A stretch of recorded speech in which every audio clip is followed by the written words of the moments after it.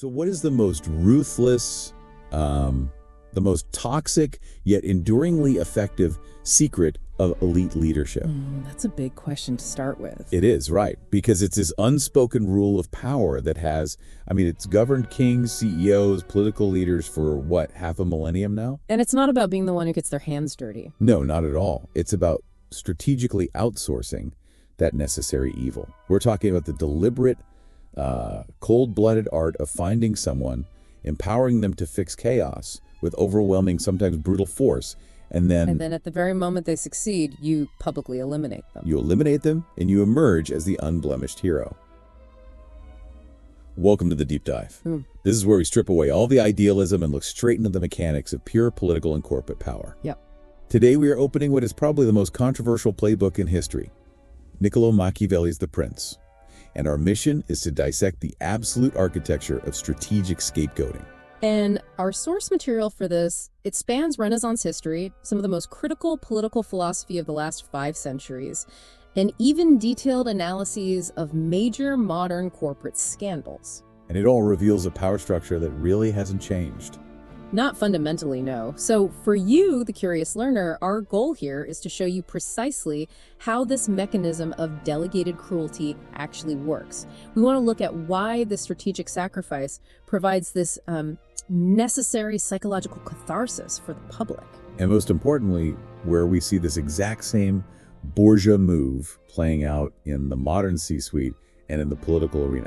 Every single day. It's the blueprint for keeping your hands perfectly clean, even when your projects are anything but. Okay, let's unpack this crucial foundation then. Because when most people hear the name Machiavelli, they immediately think of a cartoon villain. A teacher of evil, that's the common phrase. Right, a cynic who wrote the manual for political villainy. But to really understand the strategy we're about to dissect, we have to establish the context of Niccolo Machiavelli himself. He wasn't some isolated academic just dreaming up schemes. That's the critical starting point for sure. Machiavelli was a consummate, highly experienced senior strategist. He was a diplomat, a public official in Florence for almost 2 decades. And he lived during a period of just extreme volatility. Oh, absolutely. The Italian city-states were a chaotic cluster of, violent, brutal competition. They were constantly warring with each other or collapsing from internal disputes that were orchestrated by these powerful local nobles. And he didn't just watch this chaos from a distance. He lived through the consequences of failure. The Florentine Republic itself was toppled. And Machiavelli himself was arrested, then tortured, and finally exiled by the returning Medici rulers. So that experience, that exposure to extreme volatility and the fragility of power, that's what shaped his radical realism. His writing, and especially The Prince, it's less a manual for cruelty and more a cold, clear-eyed description of how power actually works when the stakes are existential. So his primary concern wasn't about being good. No, not at all. It was about achieving stability and effectiveness above everything else. In his mind, if the state is collapsing, all the moral niceties are completely irrelevant. The highest virtue is just preserving the state. And that's the core paradox that so many people miss. His reputation as this teacher of evil is often built on reading only the most shocking, isolated passages of his work. Right. But if you read the surrounding analysis, a lot of his so-called evil strategy, it always comes with this preface. Some analysts point out it's basically, do this if you mess up at being a good ruler. He wasn't advocating for violence just for its own sake. No. He understood that violence and threats are often just short-term solutions, and they pale in comparison to other mechanisms of power that make people willingly follow you. Like strong, stable institutions. Exactly. Or a perception of a fair justice system. His true focus was gaining and maintaining the legitimacy of power, even if the process to get there was harsh. He wanted rulers to look past the superficial appearance of virtue toward the actions that genuinely secure the state. And here is where it gets really interesting, because this leads us straight into that icy maxim that forms the very basis of strategic scapegoating. The advice on learning how not to be good. This is the permission slip. It is. It's the intellectual permission slip for delegating cruelty. This is the controversial heart of the philosophy, and you find it in chapter 15 of The Prince. Machiavelli states it plainly. He says, a ruler who wishes to make a profession of goodness in everything must necessarily come to grief among so many who are not good. So he's saying if the world is full of selfish, ruthless actors, A perfectly moral ruler is basically just setting themselves up for destruction. Exactly. Therefore, a leader must learn how not to be good and to use this knowledge according to the necessity of the case. It's a supremely cold, pragmatic calculation. He's not saying go out and be evil for fun. No, he's saying you must be ready to discard conventional ethics, the ethics you might practice in your private life, when the preservation of the state demands it. The moment the survival of the community is at stake, the rules change completely. The ruler has to prioritize the qualities needed for the state, even if those qualities look like vices. Precisely.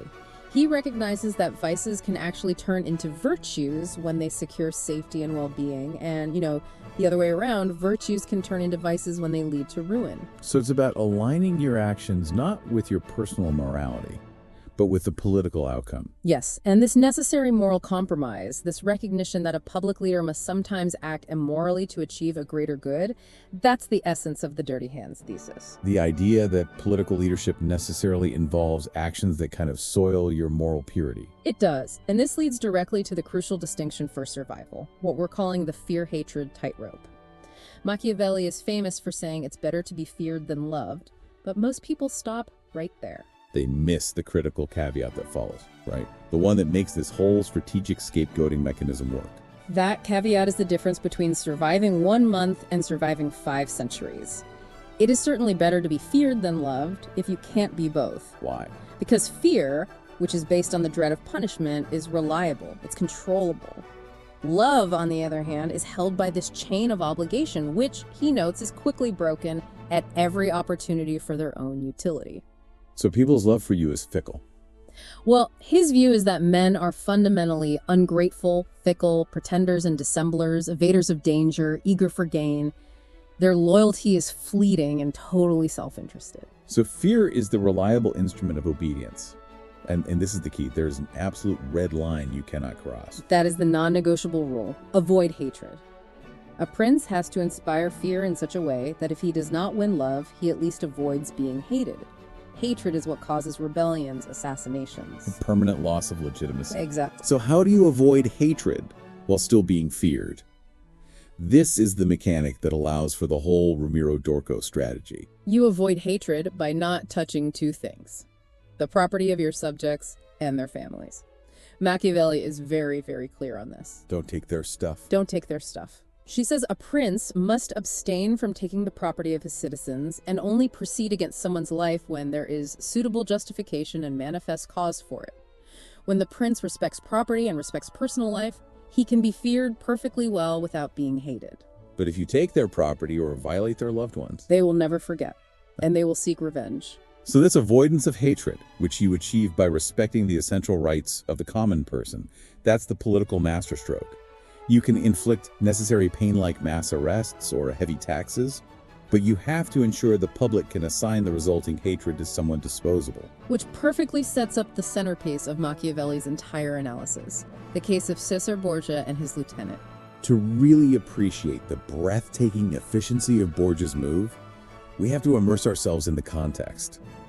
We're talking about the Romagna crisis. Right. So Cesar Borgia, Duke Valentino, son of Pope Alexander VI, he acquires the Romagna region through, fortune and his father's patronage, which Machiavelli wisely noted was a very unstable foundation for long-term power. And the Romagna region was, to put it mildly, an absolute disaster. It was basically in a state of primal anarchy, utterly lawless. We're talking widespread robbery, incessant petty quarrels between local factions, and just general violence that paralyzed commerce and life.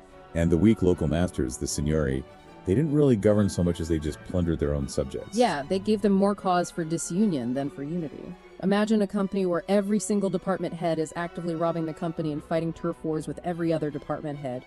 That was the Romagna. Borgia recognized that this chaotic, pre-political state could not possibly support a centralized, legitimate authority. He needed something fast. He needed a rapid, overwhelming, and terrifying force, a braccio regio, a centralized royal arm, to unify the territory and instill obedience. But here's the challenge. The methods required to achieve that rapid stabilization, overwhelming force, brutality, would inevitably generate exactly the deep, visceral hatred that Machiavelli had advised him to avoid. So he delegated the dirty work. Enter Ramiro Dorco, a name that just perfectly embodies this idea of the strategically appointed fall guy. Borgia appointed Messer Ramiro Dorco, his Spanish steward, who was explicitly described by Machiavelli as a swift and cruel man, crudele et expedito, and he gave him the fullest power to pacify the region. This delegation was deliberate. It was essential. Borgia understood that the resentment would be naturally directed at the cruel administrator, not at the duke who stood at a distance. And Dorco delivered results with terrifying speed and ruthlessness. He imposed stability. His administration was frighteningly efficient, marked by public executions, torture, heavy fines, uncompromising discipline. So we're talking about going from total anarchy to total control in just a matter of months.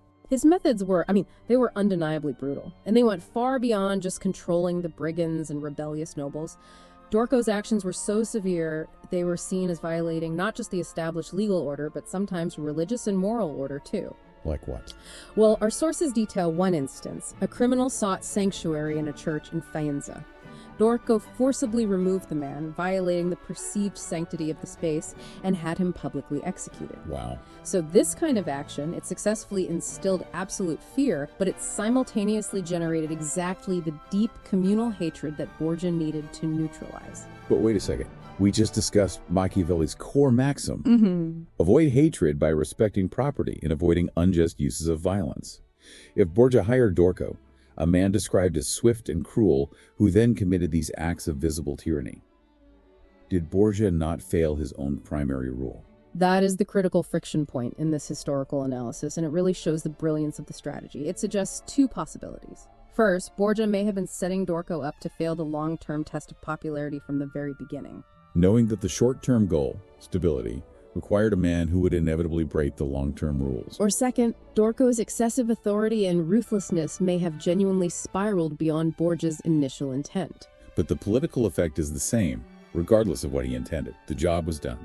The Romagna was unified and stable. And now, Dorco's excessive authority and his resulting unpopularity became this huge political liability that threatened to stain Borgia's own reputation, risking a rebellion built on popular fury. So a pivot was necessary. Yes. Borgia began the shift from the rule of force to the rule of law. He established a civil court of judgment in the country, staffed by an excellent president, where all the cities had their advocates. This was the institutional move toward legitimacy, signaling that the terrifying temporary force was over. But just that administrative replacement, it wasn't enough to clear the public mind of the severe methods that had been used. The resentment was too deep. A dramatic, conclusive act was required to transfer the hatred from Borgia to someone disposable. He had to demonstrate that the cruelty was temporary, and that he himself was not the author of that cruelty, but the people's protector against it. Right. And under the pretext, whether it was genuine or fabricated, that Dorco was guilty of graft, corruption, and tyranny, Borgia ordered his immediate apprehension. On December 22nd. And the execution had to be swift, absolute, and highly, highly visible. And then, the ultimate public performance. The spectacle of Cesena, December 26, 1502. This is the moment political theater becomes the ultimate instrument of power management. Machiavelli details this theatrical resolution in a famous passage. Dorco's body was placed in the main piazza, cut in two pieces, with a block of wood and a knife displayed prominently beside the remains. Just a terrifying, visceral display, designed to shock and awe. The strategic goal was absolutely clear. Borgia wished to demonstrate to the people that the severity, if any had occurred, had not originated with him, the Duke, but in the natural sternness of the minister. By punishing Dorco in this fashion, Borgia positioned himself as the people's ultimate source of justice against the very tyranny he had commissioned and benefited from. The genius of the move lies entirely in the psychological and political dual effect it had on the citizens, which Machiavelli captures perfectly. The barbarity of the spectacle left the people at once satisfied and dismayed. That dual reaction is everything. That's the mechanism that achieves long-term stability. Let's break down that psychology. Okay, so they were profoundly satisfied because they saw their hated oppressor eliminated. All the communal resentment, all the fear, all the anger that had built up during that pacification phase. It was purged in a single public spectacle. Exactly. This provides the necessary psychological catharsis. The people feel justice has been served and their anger is exhausted. And the dismayed part, That's where Borgia secures his power indefinitely, isn't it? Absolutely. They were deeply dismayed or stupefied or terrified by the Duke's sudden absolute power to make and unmake men. This spectacle was a frightful reminder of the primal anarchy that the state suppresses. And a confirmation that Borgia was the only force capable of delivering that ultimate overwhelming order. It was restorative violence. It restored the social order by channeling and exhausting the community's desire for revenge through one controlled, spectacular act of termination. So the lesson for the populace was twofold. First, the Duke protects you from tyranny. Second, never cross the Duke, because he can eliminate any man, no matter how powerful, in a heartbeat. So the move hinges entirely on timing. Borgia waited until the hatred for the delegate peaked, ensuring maximum catharsis upon the sacrifice, yet before that hatred could be successfully redirected toward him. It's a clockwork masterpiece of political realism. And that timing is key. Whether Borgia planned this four-dimensional chess move from day one or was just politically astute enough to seize the opportunity, the result is what defines the Machiavellian strategy. He used Dorco's public reputation as the necessary sacrificial lamb to secure overwhelming popular favor and legitimacy for himself. That historical anecdote, the spectacular ending at Cesena, is really the ground zero for what modern political theorists now call the dirty hands dilemma. Let's explore that framework now, moving beyond the Renaissance into pure political philosophy. The dirty hands dilemma is rooted in the realization that political life, or maintaining the state, requires actions like violence, strategic lying, deception, that are morally abhorrent in private life. Philosophers like Max Weber and Michael Walzer, they built on this Machiavellian concept. Right, arguing that the supreme end of preserving the state or community necessarily requires the leader to be willing to learn how not to be good. So in essence, the politician or the leader has two incompatible moral codes. Private morality, don't lie, don't harm, and public political morality, preserve the state at all costs. And the dilemma is that often the only way to satisfy the public code is to violate the private one. Machiavelli insists that if the necessary violence or necessary deception achieves the greater good, say, stabilizing a lawless region or preventing an economic collapse, the leader must perform the act. But the ultimate goal is always to manage the perception of guilt. Always. The prince must be judged honorable for the positive outcome, peace, stability, not despised for the brutal process, the executions, the heavy-handed policies. And the intermediary, the Dorco figure, allows the leader to achieve results while bridging that dangerous gap between moral appearance and immoral reality. And this is where we can bring in the modern terminology that describes this defensive architecture: plausible deniability and the cat's paw. Okay, let's start with plausible deniability. The delegation strategy is a sophisticated protective mechanism designed for deflection. The delegate acts as the lightning rod. That's a term analysts use to describe the process where an executive devolves responsibility to a subordinate who can be disgraced if they fail, thereby shielding the top authority. The delegate absorbs the negative reaction, the nasty deeds, and all the blame if the actions become scandalous. And if we look at the historical root of the term cat's paw, the delegate is the cat's paw, the individual used to retrieve the chestnuts from the fire, allowing the leader, the master, to maintain a spotless appearance. So what's critical here is the strategic division of labor the leader enforces. Right. The leader keeps the distribution of favors benefits conferred gradually over time, like good policy, lower taxes, public works, which builds that long-term, self-interested goodwill. But they delegate the costs. Yes. They delegate the enactment of unpopular measures, the violence, the heavy discipline, the severe cost-cutting, and those must be inflicted swiftly, once for all, so the pain is quick and potentially forgotten. Machiavelli advised that benefits should be distributed piecemeal, so they're appreciated more deeply, but injuries should be inflicted all at once. So the people have less time to dwell on them, and the sacrifice of the cat's paw ensures that the injury, the memory of the harshness, is associated with the minister who delivered it, and not the prince who ordered it. It all comes back to Machiavelli's fundamentally pessimistic view of human nature. This harsh calculus is justified because men are ungrateful, fickle, pretenders, and dissemblers. So why does that view necessitate the sacrifice of a Dorco figure? Because if loyalty is so fleeting, obedience can't rely on genuine affection. It has to be instilled via reliable methods, and that means fear and self-interest. So if people are naturally selfish, they will only obey out of fear or out of contentment. Right. And the sacrifice of Dorco served two major functions driven by this worldview. First, it instantly removed a figure who had become personally hated, which increased the contentment of the masses who felt vindicated. And the second function? The dramatic, terrifying spectacle reinforced the absolute obedience required. It reminded everyone that the Duke's power was absolute, capable of dismantling even his most loyal and capable administrators at a whim. That obedience, grounded in dread, is the most reliable kind when operating under Machiavelli's assumption that human nature is fundamentally untrustworthy. This entire framework sounds less like governance and more like a necessary political ritual of purification. Where the community sheds its collective guilt onto an individual. It is absolutely a ritual.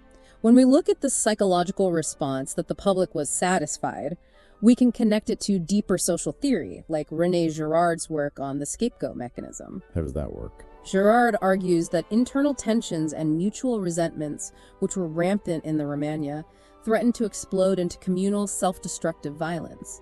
Scapegoating acts as a psychological and social relief valve by polarizing the community's aggressive impulses and redirecting them toward a single consumable victim. So Dorco became the perfect, highly efficient target because his harsh methods ensured he had zero local support. And he had accumulated all the communal anger that had been generated during the stabilization process. He became the symbolic carrier of the community's sins, all the necessary but ugly cruelty used during pacification, even though Borgia authorized those acts. Exactly. And by eliminating Dorco, Borgia didn't just end the dirty phase of his rule, he symbolically killed the guilt itself, projecting it entirely onto the minister and leaving the prince clean and legitimate in the eyes of his subjects. The physical elimination was designed to serve as a remedial force with therapeutic effects, restoring social and political order through a single, spectacular act of termination. That is a terrifyingly elegant solution to the problem of maintaining power after you've had to break a few rules to get it. And here is where the 16th century treatise slams right into the 21st century boardroom and the political stage. The question isn't whether Machiavelli is relevant, but whether he is more relevant today. I would argue that Machiavellian tactics thrive in the competitive, zero-sum environment of modern business. Why? Because the modern corporation, especially a large global one, often operates without the pretense of democratic control. And can, in fact, resemble the warring city-states Machiavelli knew. Where maximizing profit and market share is the existential goal. The moral constraints are often looser than in a publicly accountable government. Precisely. If you look at the prince, you can practically assemble a complete management code of conduct focused on gaining and keeping power. Be decisive, build goodwill by delegating unpopular measures, respect people's financial interests, their property, and be ready to eliminate competition. And central to this is deploying the corporate fall guy. Tell us more about this modern cat's paw. Well, the corporate fall guy, or the patsy, is a distressingly frequent dirty trick in organizations. This isn't about simple failure, it's about strategic assignment. So projects that are destined to fail, the dead-end task or project disaster, are deliberately assigned to an expendable manager. Exactly, and this serves a dual purpose. It protects favored, high-potential employees or executives, and it often conceals incompetence or covers up serious issues at the top. So the fall guy takes the blame for the expensive, reputation-damaging failure, allowing the maneuverer behind the scenes, the Machiavellian manager, to escape the consequences. It's Borgia hiring Dorco to clean up the Romagna, knowing full well the manager will earn inevitable corporate hatred doing a near impossible, deeply unpopular task. And we see this mechanism playing out on a massive scale during high-profile corporate scandals. They mimic the Cecina spectacle, often seeking a ritualistic professional execution, a high-profile forced resignation or criminal conviction to purge the sins and restore organizational trust. So let's map the Borgia blueprint onto some major modern examples. Let's start with Volkswagen's Dieselgate in 2015. Walk us through the mapping. Okay. The leader, Borgia. The top executive structure, including CEO Martin Winterkorn, they're focused on a singular goal, becoming the world's largest car maker. The delegate, Dorco. The mid and lower tier engineers and managers who were tasked with achieving this impossible goal. And the dirty work. Designing and installing the defeat devices in 11 million diesel cars to intentionally cheat emissions tests globally. This was the necessary but immoral action required for the larger strategic goal of dominance. And the spectacle. When the cheating was revealed, Winterkorn initially claimed no knowledge of the deception. This was the direct, textbook Machiavellian attempt at strategic distancing, positioning the executive as the clean center who had been betrayed by rogue engineers. The initial sacrifice was intended to be the engineers. The public reaction was fury. The hatred was targeted at the engineers who polluted the air and deceived customers. But the walls of glass in the 21st century started closing in, as we will discuss later. VW's high level of technological disclosure prevented the full execution of the plan. Right. Internal documents later indicated that senior leadership had been warned of the issues, leading to Winterkorn's forced resignation and multiple charges. But that initial maneuver sacrificed the technicians, maintained the clean hands at the top, was pure Borgia. The initial resignation was the public execution designed to satisfy the outraged market and regulators. Let's move to Wells Fargo. This scandal involving millions of unauthorized accounts exposed a systemic failure that went right to the top. But the initial strategy was clearly blame delegation. Okay, so in the Wells Fargo case, the leader, Borgia, CEO John Stumpf, who championed the aggressive, unrealistic 8 is great cross-selling goals. The delegate, Dorco. Thousands of low-level, high-pressure employees who felt compelled to open millions of unauthorized accounts to meet those quotas. And the dirty work. The massive, pervasive fraud rooted in a toxic sales culture. Stumpf continuously claimed this was the work of a few bad apples. And the initial public hatred, the resentment, was aimed at the low-level employees who committed the visible fraud, much like the citizens of Romagna hated Dorco for the hangings. And when the scale of the failure became undeniable, the spectacle was required. Internal memos revealed Stumpf was alerted repeatedly over several years, yet continued to trumpet the cross-selling narrative. His eventual resignation, the public ritualistic execution, and the massive clawback of $69 million in compensation served as the mandatory public sacrifice. This atonement was required to purge the organization's sins and restore stakeholder trust. It was the cat's paw strategy reversed. When the cat's paw is insufficient, the prince must offer himself up, or at least his reputation and wealth, to prevent the public from dismantling the entire institution. And finally, the massive scale of financial fraud at Enron. The conviction and sentencing of founder Kenneth Lay and CEO Jeffrey Skilling were the required high-stakes public spectacle.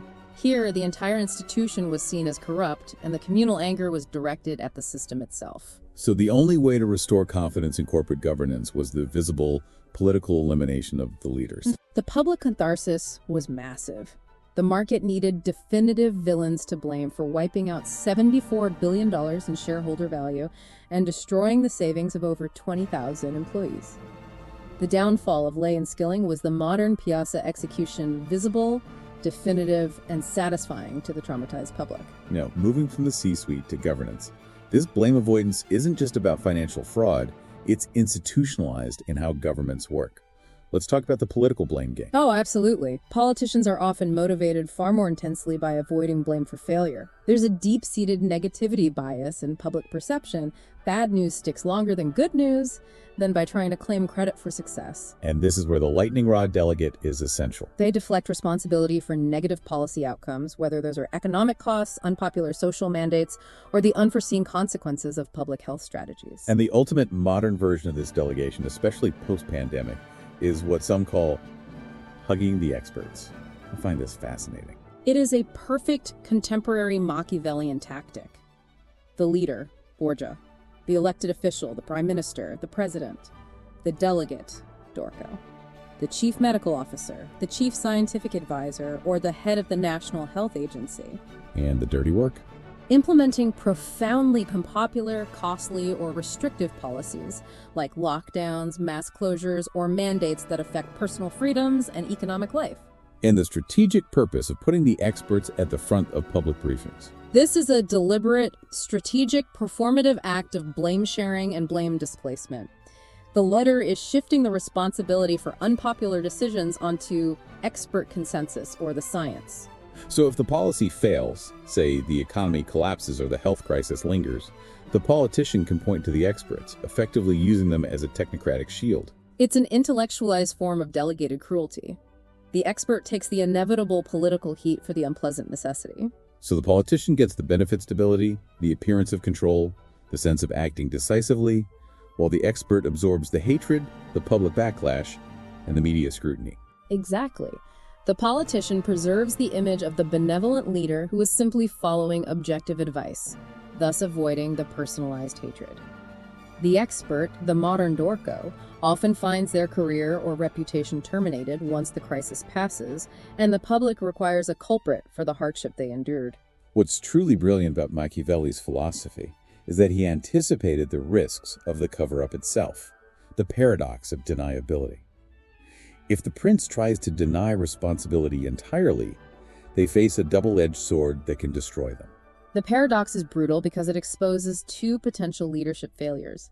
If the denial fails, like in the case of Martin Winterkorn's incriminating emails, it is usually regarded as even more reprehensible than the original offense. It compounds the damage. The public hates the liar more than the initial brute. Right. But if the denial succeeds perfectly, it creates the opposite problem. If the denial is so clean that the prince genuinely appears to have no knowledge of the massive fraud or the brutality committed by their delegate, it gives the impression that the leader is not in control of their subordinates or the machinery of government. That loss of control is the Achilles heel of plausible deniers. It demonstrates a critical failure of leadership and sovereignty. The appearance of being entirely clueless, a leader who doesn't know what his own company or government is doing, is almost as damaging as being seen as actively cruel. It suggests a vulnerability that invites external attack. Borgia avoided this by taking credit for the result while eliminating the source of the process, Dorco. So we've established that the Borgia blueprint delegation, necessary cruelty, spectacle, and sacrifice, is still very much in use. But now we have to confront the central challenge for any modern leader attempting this. Technology fundamentally alters the Borgia calculus. This is the absolute high-risk element today. In 1502, Cesare Borgia could achieve near-perfect deniability through physical distance. He was relying on the lack of communication tracking, the absence of centralized records, and the fact that few people could read or write beyond the clergy. His word and the public spectacle was the only record. Today, that world is just gone. Today, the walls of the executive suite are made of glass. The level of technological disclosure, let's call it tech dollars, is exponentially high. We're talking about internal emails, encrypted messages, metadata, digital footprints, recorded phone calls, communication logs. The sheer volume and durability of digital records ensure that the attempt to keep one's hands clean has become a massive, potentially impossible liability. The classic Machiavelli maneuver relied on a silent victim, someone who could be sacrificed and whose voice would never be heard again. But this means the modern minister, the delegate, is no longer a silent victim awaiting their fate in the piazza. The Dorco figure is now empowered. Subordinates today have access to powerful tools that simply did not exist in the Renaissance. Whistleblowing platforms, encrypted sharing sites, and increased legal protections, notably enhanced by legislation like the Whistleblower Protection Enhancement Act, significantly change the risk calculation. This increases the threat for the modern prince who tries to discard an assistant who has evidence of shared culpability or, documentation of the orders they received. What that means practically is the specter of the corporate whistleblower. The digital Dorco forces leaders toward genuine accountability. The subordinate, facing their own professional or legal end, can commit the truth to the digital record, proving that the cruelty was ordered from the top. The ability of the scapegoat to fight back, often with documented evidence, is why we see executive-level resignations today that involve massive financial clawbacks, like at Wells Fargo. That clawback isn't just punishment. It's a desperate attempt to buy silence and prevent a full-scale legal war where the Dorco figure exposes the entire architecture of the scheme. This forces us to conclude the analysis by confronting the true high-risk nature of the Borgia model in our century. It seems the long-term integrity of the institution is often sacrificed for the short-term benefit of the leader's clean hands. That is the ultimate ethical and practical failing today. Because deniability is so difficult to maintain, modern leadership now demands transparent accountability. And the willingness to take responsibility for dirty work, rather than engaging in what organizational psychologists call abdicative delegation. Tell us what abdicative delegation means in this context. It's when a leader hands off a necessary but profoundly unpleasant task like restructuring a team implementing severe cost cuts, or delivering bad news simply to avoid emotional discomfort and potential blame. It's evasion, not empowerment. The leader delegates the tasks solely to manage their own negative emotions, prioritizing their short-term emotional comfort over the stability and culture of the organization. And when a leader repeatedly avoids that discomfort, relying on Machiavellian tactics and blame shifting, what happens to the organizational structure? The consequences are severe. Research indicates that this kind of systemic behavior leads to toxic organizational environments where Machiavellian managers thrive in the vacuum of ethics, and the entire organization is eventually seen as complicit in psychopathological behavior, the Enron effect. The Borgia move may have earned Cesare Borgia praise from Machiavelli as a historical role model, but it's now fundamentally a failure of modern leadership because the digital world has made the cover-up harder to execute than the crime itself. Right. The high level of traceability means that the focus on making and unmaking men through a spectacular public event will likely trace the threat of responsibility directly back to the top. The spectacle of Cesana today would likely result in Borgia being arrested alongside Dorco, thanks to subpoenaed emails. And that is the lesson for the curious observer.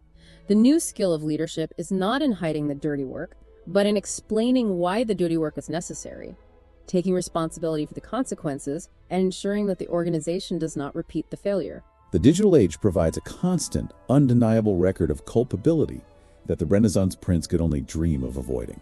Here is the enduring, unspoken lesson from our deep dive into Machiavelli's playbook. 5 centuries later, the spectacle of public punishment, whether it's a physical elimination in the piazza at Cesena, or a criminal conviction and the loss of reputation for a CEO, remains a necessary ritual. We, as a public, still crave a villain, a single person to blame for systemic failure, because that sacrifice provides the immediate catharsis we need to purge the communal anger and restore our faith in the system itself. Machiavelli noted that people judge by the outcome, and they are easily taken in by the appearance and the result. But in our hyper-connected world, focusing exclusively on the spectacular elimination of the scapegoat, the never-ending cycle of the corporate fall guy, risks blinding us to the true systemic architecture of power. So we satisfy ourselves with the fall of the individual CEO or the technocratic minister. But we fail to examine the systems and incentives, the impossible sales quotas, the lack of oversight, the pressure for hypergrowth that compelled the Dorco figure to commit the original cruelty. What societal flaws, what deeply ingrained failures of governance are we ignoring when we feel that momentary satisfaction and dismay by the latest executive downfall? That is the terrifying question we must carry forward. The final unspoken rule is that you can't walk away from knowledge this critical without leaving a mark. If this deep dive opened your eyes to the true mechanics of strategic power, don't keep this vital intelligence hidden in your mind. Like this deep dive to send a powerful signal to the algorithm that this information is essential, not just fluff. Ring the bell. It's the only signal that guarantees you'll be present for our next strategic discussion, avoiding the fate of the uninformed. And most importantly, leave a comment below. Which modern scandal do you think was the most perfectly executed Borgia move, where the leader came out looking the cleanest against all odds? Let us know. Stay informed, stay sharp, and we'll catch you on the next deep dive.